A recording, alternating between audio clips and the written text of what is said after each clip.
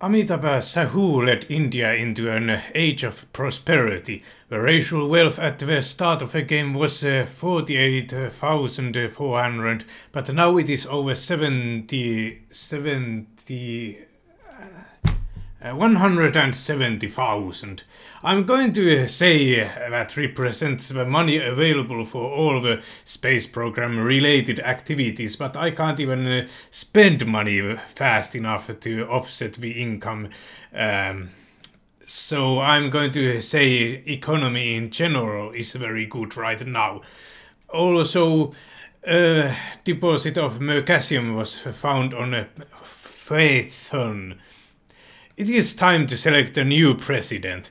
In real life, it seems India's presidents begin their term on years ending in either 2 or 7.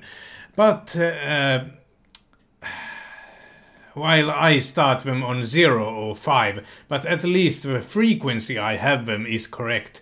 Also, the president has to be over 35 years of age or above, but all of the civilian administrators I have, all of them. Look at it.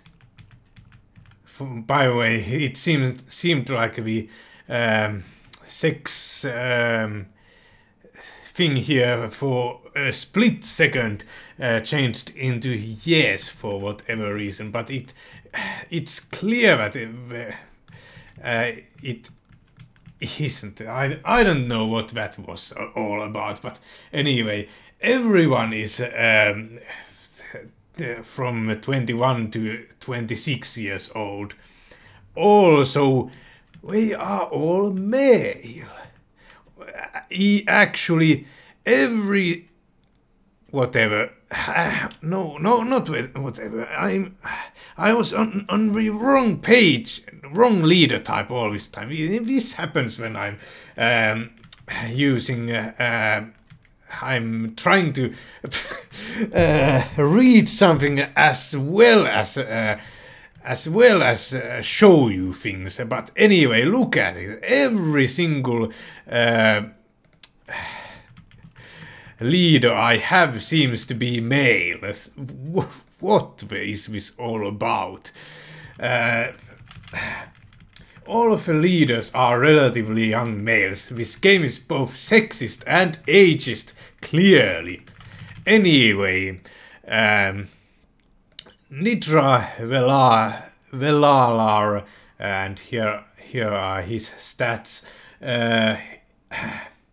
is the new president of India. Although, of course, it says governor of Earth, but in reality, this is supposed to be the president of India. Anyway, he's made convincing arguments that the new prosperity was because of the mining of trans-Newtonian elements, and he has promised an increase in mining and even more prosperity through it. Environmentalists are of course opposed to him, but the craze of space exploration is very huge right now in the general populace, and since he's also promised to start the first permanent Indian colony on the moon by the end of his term, there are a few outposts by other countries, but nothing huge. He's the winner of the election.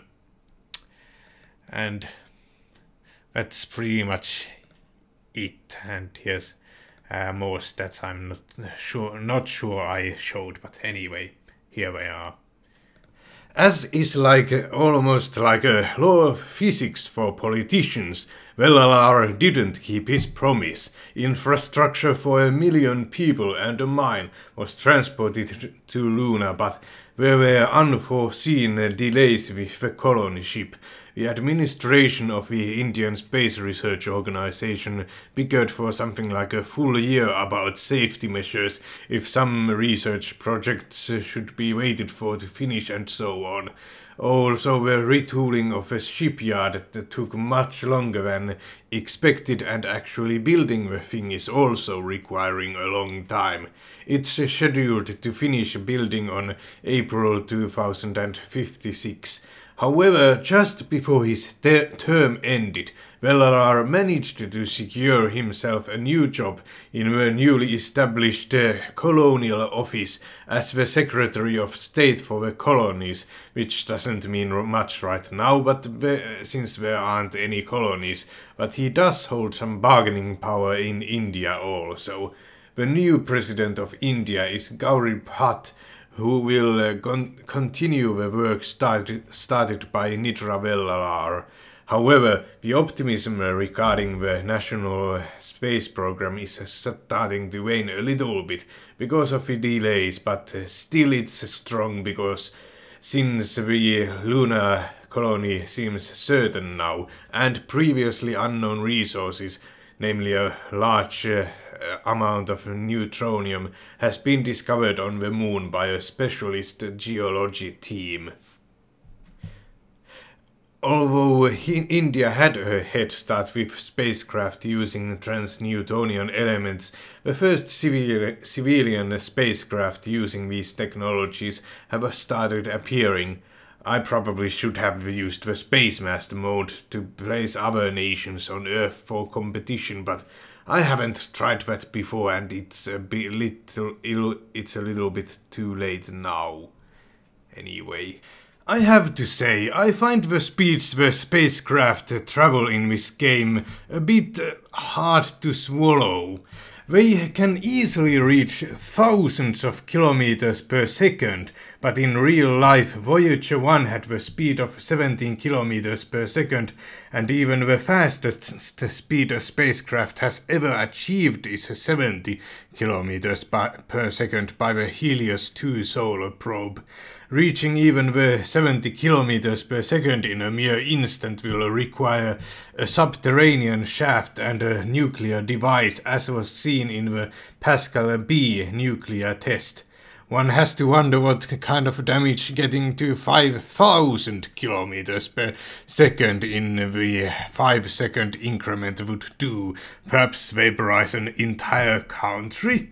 Then again, with such a technology, they probably have space elevators to get the spacecraft to a safe launching location, although that doesn't negate the effects to any passengers or actually even the spacecraft itself.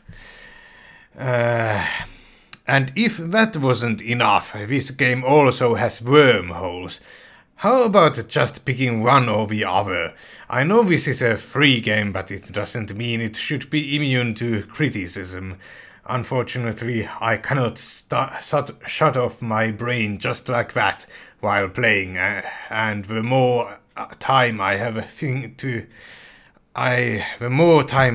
to stop to think, the more I notice these kinds of things that irritate me.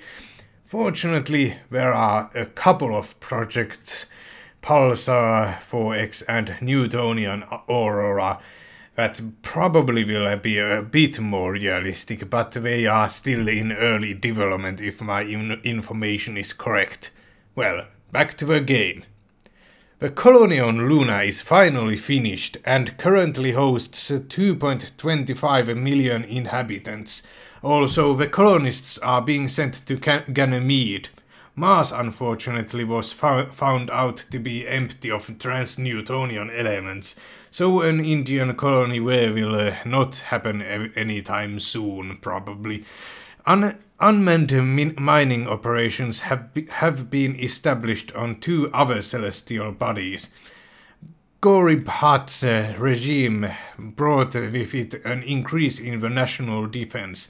10 missile launchers, each capable of delivering a nuclear missile 400 times faster than an ICBM and with a much longer range to be able to more effectively combat against attacks from high Earth orbit.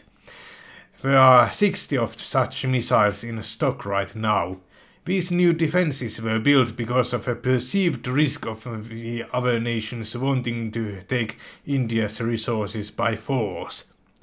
Another scientific breakthrough was achieved when a new theory regarding the formation of wormholes was published and seemed to pass rigorous tests. According to the theory, wormholes could be found in places of gravitational fluctuations. Consequently, a new policy was adopted to find out if these wormholes really exist, and if they do, develop engines capable of opening and taking a ship through them. Shashi Bhardwaj is now the president of India. Fusion power plants have been around for a while now, but he plans on funding research for ones small enough for spacecraft. I'm changing every other position's leaders also at the same time, but I don't think it will be a good usage of time to mention them.